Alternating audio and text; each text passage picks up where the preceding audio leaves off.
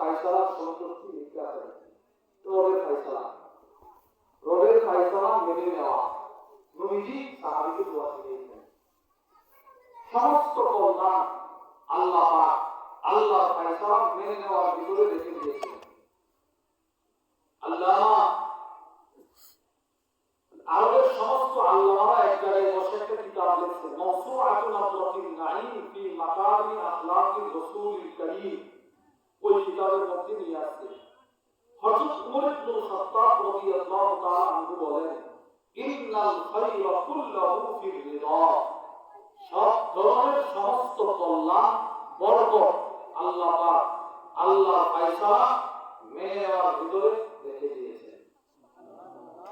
সমস্ত কল্যাণ, সমস্ত কল্যাণ। হযরত হাসান বসরি রাহিমাহুল্লাহ বলেন, মান রাদিয়া বিল্লাহি বিল ইয়াসির রাদিয়াল্লাহু মিনহু বিল আমালিল কলিল। দুনিয়াতে যে বান্দা আল্লাহ দেওয়া অল্প রিজিকে সন্তুষ্ট, পরকালে ওই বান্দা দুনিয়াতে করা অল্প আমলের অভাবে সন্তুষ্ট। সুবহানাল্লাহ। এটা গুরুত্বপূর্ণ কথা।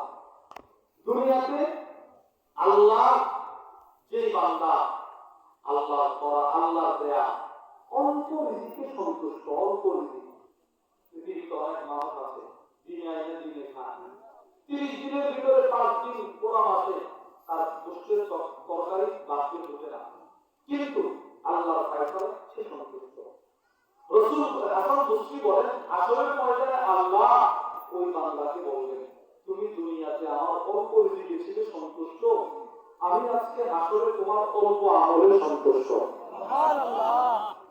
কত বড় গুরুত্বপূর্ণ কথা। তাহলে কি ভাইরা আমার কোরআন থেকে বুঝলেন আল্লাহর ফায়সালায় সন্তুষ্টি প্রকাশ করার গুরুত্ব ইসলামে আছে না নাই? হাদিস থেকেও বুঝলেন নবীজি সাহাবীকে দোয়া শিখিয়েছেন আল্লাহর ফায়সালায় সন্তুষ্ট থাকা। উমর ইবনে খাত্তাবের বক্তব্য থেকেও বুঝলেন, সালফে সালেহিনদের বক্তব্য থেকেও বুঝলেন। এবার আসেন, পৃথিবীতে আল্লাহ পাক যত নবী পাঠিয়েছেন সমস্ত নবীগণ আল্লাহর ফায়সালায় সন্তুষ্ট ছিলেন। হযরত ইউনূস আলাইহিস সালাতু ওয়াস সালাম মাছের পেটে গিয়েও আল্লাহর ফায়সালায় সন্তুষ্ট। ইউসুফ আলাইহিস সালাতু ওয়াস সালাম ছোট বয়সে আম্মা আব্বাকে ছেড়ে ভিন দেশে পাড়ি জমাইয়েছেন, এটাও আল্লাহর ফায়সালায় সন্তুষ্ট। সুবহানাল্লাহ। আমি শুধু আপনাদেরকে বোঝানোর জন্য আপনারা ওয়াজ শুনতে শুনতে ক্লান্ত হয়ে গেছেন, এজন্য অল্প সময় শুধু একটা বিষয় যে আল্লাহর ফায়সালায় সন্তুষ্টি প্রকাশ করা, এটা বোঝানোর জন্য একজন নবীর দৃষ্টান্ত শোনাচ্ছি। যেই নবী আল্লাহর ফায়সালায় সন্তুষ্ট, যেই নবীর ছেলে আল্লাহর ফায়সালায় সন্তুষ্ট, ওই নবীর বিবিও আল্লাহর ফায়সালায় সন্তুষ্ট। চিন্তা করুন, নবীজি আল্লাহর ফায়সালায় সন্তুষ্ট, ওই নবীর ছেলেও আল্লাহর ফায়সালায় সন্তুষ্ট, ওই নবীর বিবিও আল্লাহর ফায়সালায় সন্তুষ্ট। সেই নবীকে তিনি হলেন হযরত ইব্রাহিম আলাইহিস সালাতু ওয়াস সালাম। নবুয়ত যখন তাকে আগুনে নিক্ষেপ করছিল,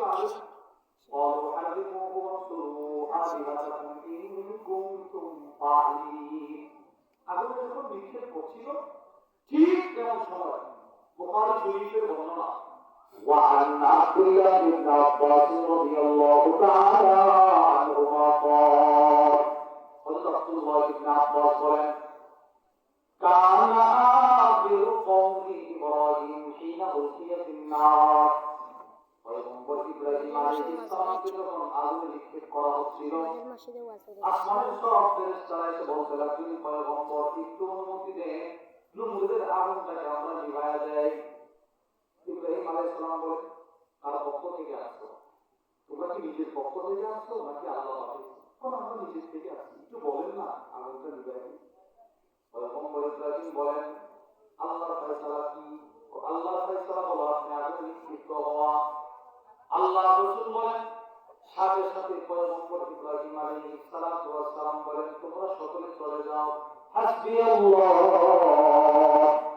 যদি রবের ফায়সালা হয় আমি আগুনে নিক্ষিপ্ত হওয়া, তাহলে আমি ইব্রাহিম আগুনে নিক্ষিপ্ত হয়েও আমার রবের ফায়সালায় আমি সন্তুষ্ট। সুবহানাল্লাহ। আমি আগুনে করব, আমার রবের ফায়সালা আমি সন্তুষ্ট।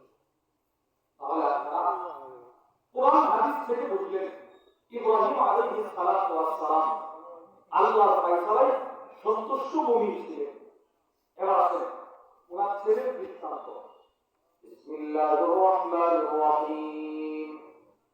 فلما بلغ معه السعي قال يا بني إني أرى في المنام أني أذبحك فانظر ماذا ترى।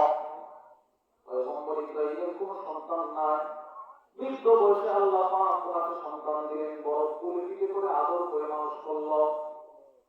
এবার আল্লাহ তাআলা শব্দ দিয়ে আদেশ করলেন, হে পয়গম্বর ইব্রাহিম, আমার ফয়সালা তুমি তোমার সন্তানকে জবাই করো, এটা ফয়সালা আমার। তিনি এতদিন পর সন্তান পাইছেন, মেনে নিয়েছেন। আল্লাহ আপনার ফয়সালা আমি সন্তুষ্ট। সুবহানাল্লাহ।